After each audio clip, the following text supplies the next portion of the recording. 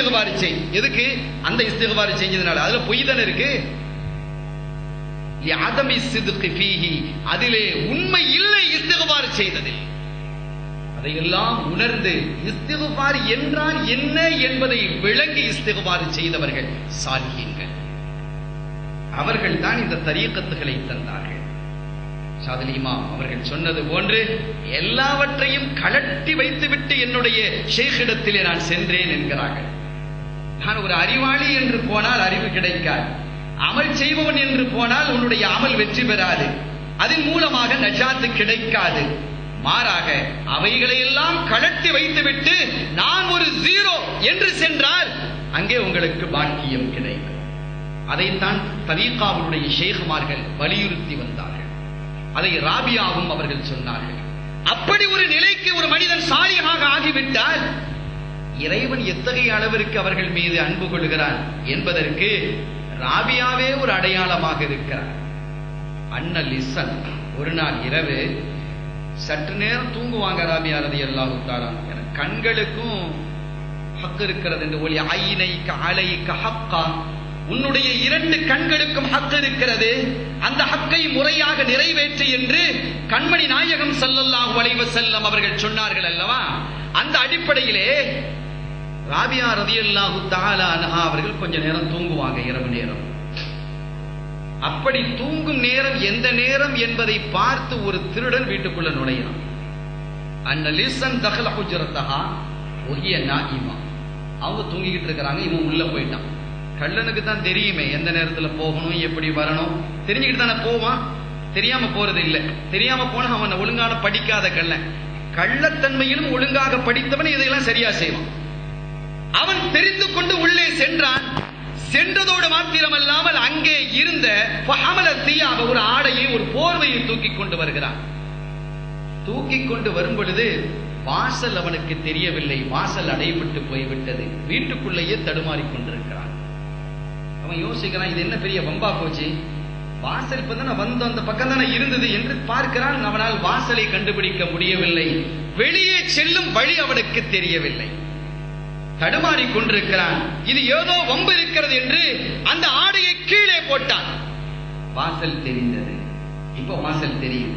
வாசல் தான் தெரிகிறது என்று கையிலே அந்த புடவையை தூக்கினான். வாசல் மறைந்தது. தொலை என்று கீழே போட்டான். வாசல் தெரிந்தது. ஆசை கூடியது. இன்னொரு முறை எடுத்து பார்க்கலாம் என்று எடுத்தான். வாசல் தெரியவில்லை. தொலைந்து போ என்று அந்த புடவையை, அந்த போர்வையை தூக்கி எறிந்துவிட்டு வெளியிலே வருகிறான். வெளியிலே வரும் பொழுது ஒரு சப்தம், அசரீரி, ஒரு அசரீரி வருகிறது. ராபியா அவரை நம்மிடத்தில் ஒப்படைத்து விட்டார். என்ன வார்த்தைகள்! ராபியா அவரை நம்மிடத்தில் ஒப்படைத்து விட்டார். ஒரு நண்பன் தூங்கும் பொழுது இன்னொரு நண்பன் விழித்திருந்து பாதுகாக்க வேண்டுமா இல்லையா? சுப்ஹானல்லாஹ். இறைவனுடைய சன்னிதானத்தில் இருந்து அந்த ஹாத்திப் எத்தகையது என்பதை எல்லாம் நாராக்கள் விளங்கிக் கொள்வார்கள். எங்களால் புரிந்து கொள்வதற்கு கஷ்டம். ஷைத்தானினுடைய புறத்திலிருந்தும் இந்த போன்ற அசரீரிகள் வரும். ஆனால் இது இறைவனுடைய அசரீரி. ராபியா அவரை நம்மிடத்தில் ஒப்படைத்து விட்டார். ஒரு நண்பன் தூங்கும் பொழுது இன்னொரு நண்பன் விழித்திருக்க வேண்டுமா இல்லையா? அவரை பாதுகாக்கும் பொறுப்பை நாம் ஏற்றுக்கொண்டிருக்கிறோம் என்கிறான். இத்தகைய சாலிஹீன்களினுடைய வழி நடந்தால் அது எவ்வளவு பெரிய பாக்கியமாக இருக்கும் என்பதை நீங்கள் எண்ணி பாருங்கள். சங்கைக்குரிய பெருமக்களே, அருமையானவர்களே, ருக்கையத்துல் மூசிலியா என்று ஒரு அற்புதமான பெண்மணி, சூஃபி பெண்மணி, சையதத்துனா ருக்கையத்துல் மூசலியா அவர்கள் குறிப்பிடுவார்கள், இலாஹி வ மௌலாய லவ் அஸப்தனி பிஅஸாபிக குல்லிஹி லகான மா ஃபாத்தனி மின் கராபிக அஸம மினல் லதா. எவ்வளவு அற்புதமான வார்த்தை! யா ரப்பி, உலகத்தில் நீ யார் யாருக்கெல்லாம் வேதனை கொடுக்க வேண்டும் என்று நீ நாடி இருக்கிறாயோ, ஆகிரத்தில் நீ யார் யாருக்கெல்லாம் வேதனை தர வேண்டும் என்று நாடி இருக்கிறாயோ, உன்னுடைய அனைத்து வேதனைகளையும் எனக்கு தந்தாலும் அது வேதனையாக இருக்காது. எதை விட தெரியுமா? உன்னுடைய நெருக்கம் தூரமாக ஆகிவிட்டால், உன்னுடைய நெருக்கம் என்னை விட்டும் தூரமாகிவிட்டால் அந்த வேதனை இருக்கிறதே, நரக உலகத்தில் உள்ள அத்துணை வேதனைகளை விட அது கொடுமையானது. ஆகவே உன்னுடைய நெருக்கத்தை எனக்குத்தா, வேறு எந்த வேதனைகள் இருந்தாலும் நான் பொறுத்துக் கொள்கிறேன்.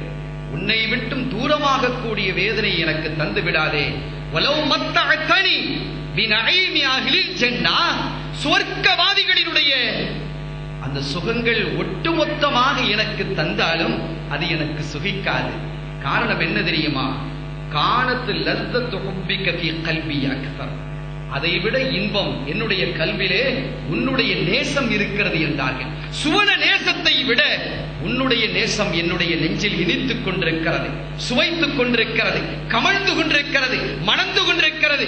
சுவர்க்கம் அதைவிட ஒரு பெரியதல்ல, சுகமானது அல்ல. நரகம் பெரிய வேதனை அல்ல, உன்னுடைய பிரிவுதான் என்னுடைய வேதனை என்று குறிப்பிட்டு காட்டினார்கள். சய்யிதத்துனா ருக்கையத்துல் பூசலியா ரலியல்லாஹு தஆலா அன்ஹா அவர்கள். ரைஹானத்துல் மஜ்னூனா அவர்கள் சொல்லுவார்கள், சாலிஹீன்களில் உட்பட்டவர்கள், இலாஹி அந்த உன்சி வ முன்யதி வ சுரூரி, என்னுடைய நாட்டமும் என்னுடைய தேட்டமும் என்னுடைய மகிழ்ச்சியும் நீதான். கத் அபல் கல்பு அன் யுஹிப்ப சிவாகா, உன்னை தவிர வேறு யாரையும் நேசிப்பதை என்னுடைய கல்பு மறுக்கிறது. உன்னளவிலேயே அது மாயலாகிவிட்டது, உன்னளவிலேயே அது சாய்ந்து விட்டது.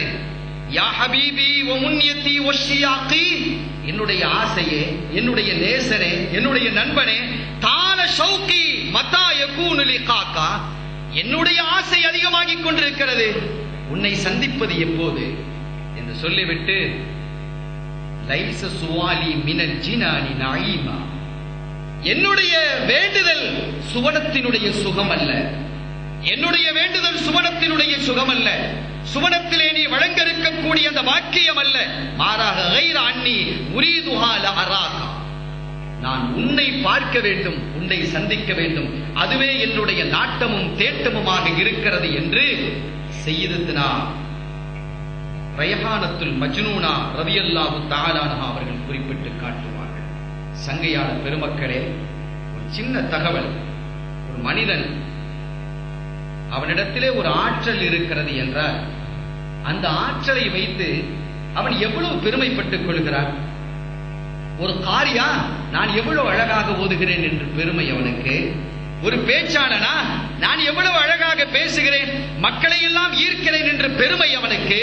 ஒரு வணக்கசாலியா நான் எவ்வளவு பெரிய வணக்கசாலி என்று அவனுக்கு பெருமை. ஒரு செல்வந்தனா நான் அள்ளி அள்ளி கொடுக்கிறேன், மையமெல்லாம் என்னை வள்ளல் என்று பாராட்டுகிறது என்ற ஆணவம், அகங்காரம், இப்படியெல்லாம் நாம் பார்க்கிறோம். இதற்கு மாற்றமாக சாலிஹீன்கள் இருந்தார்கள். ஒரு சின்ன தகவல், சய்யிதுனா அப்துல்லாஹ் இப்னு முபாரக் ரலியல்லாஹு தஆலா அன்ஹு அவர்கள் அறிவிக்கிறார்கள் இந்த தகவலை.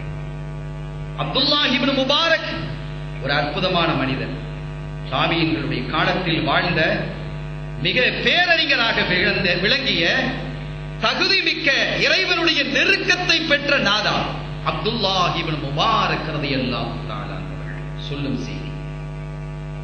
மக்காவில் ஒரு சமயம் மழை இல்லாமல் போய்விட்டது. மக்காவில் மழை இல்லை.